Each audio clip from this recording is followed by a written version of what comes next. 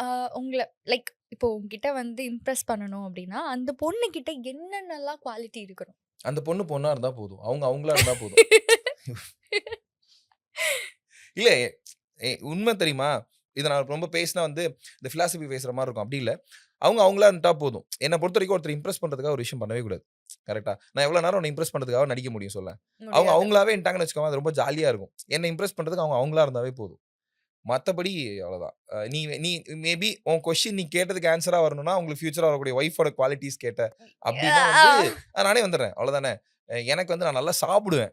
So அதனால அவங்க சமைக்கணும்னு அவசியம் இல்ல. சமைச்சாங்கன்னா நல்லா இருக்கும். அப்டிங்கிற மாரி இருக்கும். ஸோ அதனால அப்புறம் எனக்கு ஏன்னா செட்ல தெரியுங்களா, யாரையோ உட்கார்ந்து தலைய மசாஜ் பண்ண விட்டுட்டே இருப்பேன். இந்த அசாரி சார்லாம். ஸோ இதெல்லாம் என்னோட என்னையும் ரிலேட் பண்ணிக்கோடா. நான் எத்தன தடவ உனக்கெல்லாம் மசாஜ் பண்ணி ஆ. விட்டுருக்கேன். எத்தன தடவ நீ எனக்கு மசாஜ் பண்ணி விட்டுருக்க. What is this? அதனால வந்து இவ்வளோ தான் என்னோட குவாலிட்டின்னா அவங்க அவங்களா இருந்தா போதும். அவ்வளோதான். சரி. நீ லவ்வே எக்ஸ்பீரியன்ஸ் பண்ணதில்ல. பட் இருந்தாலும் ஹார்ட் பிரேக் அப்டின்னு நெனைக்கும்போது, அதோட ஒப்பீனியன் உனக்கு என்ன இருக்கு? சி லவ்ல மட்டும் தான் ஹார்ட் பிரேக்ன்னு இல்ல. எனக்கு ஃப்ரெண்ட்ஷிப்லாம் ஹார்ட் பிரேக் இருக்கு. ஸோ லைக் அதெல்லாம் வந்து ம் எப்படி சொல்றது? என்னைக்குமே நம்ம ரொம்ப நம்புற இடத்துல தான் வந்து துரோகங்கள் வரவே ஆரம்பிக்கும்.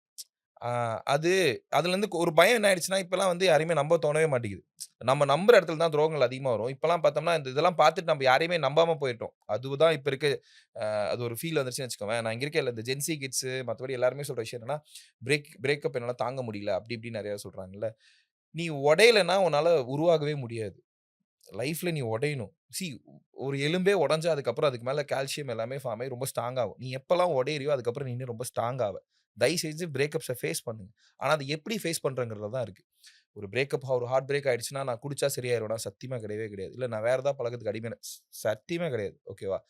அந்த ஒரு ஒரு பாயிண்ட்ல அந்த பிரேக்கப்ல நீ எப்படி ஃபேஸ் பண்ணணும் அப்படின்னா, இவ்வளவு தானே அப்படிங்கிற இப்ப நம்மளுக்கு நல்லா யோசிச்சு பாரேன். ஸ்கூல்லாம் படிக்கிறப்ப பார்த்தீங்கன்னா, சின்ன வயசுல இருந்து இந்த 5 டேபிள்ஸ் ரொம்ப கஷ்டமா இருக்கும். சரியா? என்ன இது எவ்வளோ கஷ்டப்பட்டு படிக்கிறோம். லைஃப்ல என்ன விட பெரிய பிரச்சனை வேற எதுவுமே கிடையாதுன்னு நம்ம 5த் ஸ்டாண்டர்ட் படிக்கிற ஸ்டூடண்ட் அது ரொம்ப ஃபீல் பண்ணிருக்கும். அதே இப்ப வளர்ந்து வந்ததுக்கு அப்புறம் பார்த்தீங்கன்னா, 5 டேபிள்ஸ் ரொம்ப ஈஸி தான்ப்பா. கம்பேரிட்டிவ் 12 டேபிள் தான் கொஞ்சம் கஷ்டமா இருக்குன்னு கொஞ்சம் 2 நிமிஷம். அதுக்கப்புறம் வரப்ப பார்த்தீங்கன்னா, அதுக்கப்புறம் லாகரிதம் அதுக்கப்புறமேல் பார்த்தீங்கன்னா, அப்படி போக போக நம்மளுக்கு ப்ராப்ளங்கள் வளர்ந்து பார்க்கிறப்ப இதுக்கெல்லாமா நான் கஷ்டப்பட்டுருக்கேன் அப்படின்னு தோணும். அதே மாரி தான் இந்த லைஃப்ல வர ப்ராப்ளங்களுமே. இப்பலாம் கொஞ்சம் ஃபேஸ் பண்ணிட்டு வந்துட்டே இருந்தோம்னு வச்சுக்கோங்களேன், கொஞ்ச நாளைக்கு அப்புறம் இவ்வளவு தானே அப்படின்னு இருக்கும். இவ்வளவுதான் லைஃப் ரொம்ப ரொம்ப அழகான ஒரு விஷயம்.